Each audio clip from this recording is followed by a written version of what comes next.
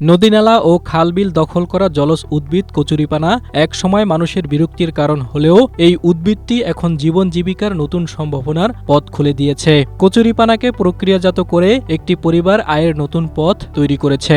এমনকি বিদেশের বাজারেও চাহিদা তৈরি হয়েছে এর থেকে তৈরি পণ্যের।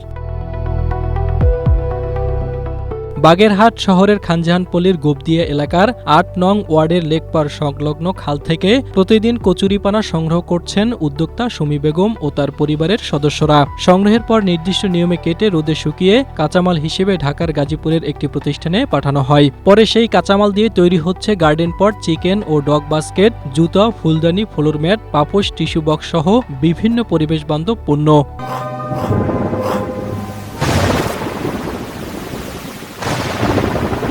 যার একটি অংশ বিদেশেও রপ্তানি হয়।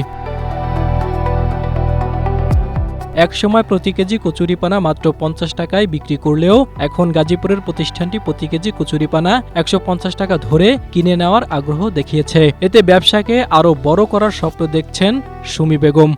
আমরা এই শুরু করছি কেবল, এদিকে তৈরি হয় ফ্লোর ম্যাট, ফুলদানি, মোবাইলের ব্যাকপার্ট, তারপরে পাপোশ, হ্যান্ড ব্যাগ, পার্স ব্যাগ, এই মাথার ক্যাপ, এইগুলো তৈরি হয়। নিজের কোনো স্থায়ী বাড়ি না থাকলেও সরকারি জায়গায় বসবাস করে এই কাজের মাধ্যমে পরিবার চালিয়ে নিচ্ছেন সুমি।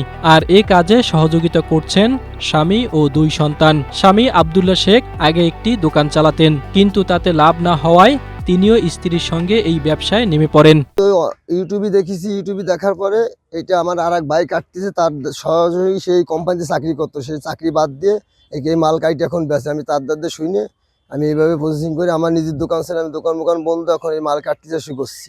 কচুরিপানা সংগ্রহ থেকে শুরু করে অত্যন্ত সূক্ষ্মভাবে কাজটি করা হয় তাদের। প্রথমে কচুরিপানা সংগ্রহের পর নির্দিষ্ট মাপে কেটে রোদে ভালোভাবে শুকাতে হয়। শুকানোর সময় উঁচু ও শুকনো স্থানে রাখতে হয়। সঠিকভাবে শুকানো না হলে সেই কাঁচামাল আর ব্যবহারযোগ্য থাকে না। তাই নির্ধারিত মান বজায় রেখে প্রতিটি ধাপ সম্পন্ন করা হয়।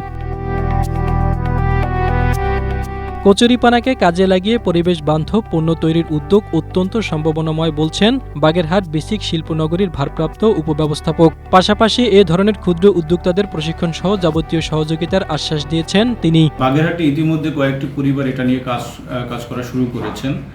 বেসিক শুরু থেকেই ক্ষুদ্র কুটির শিল্প উদ্যোক্তাদেরকে প্রমোট করার জন্য কাজ করছেন।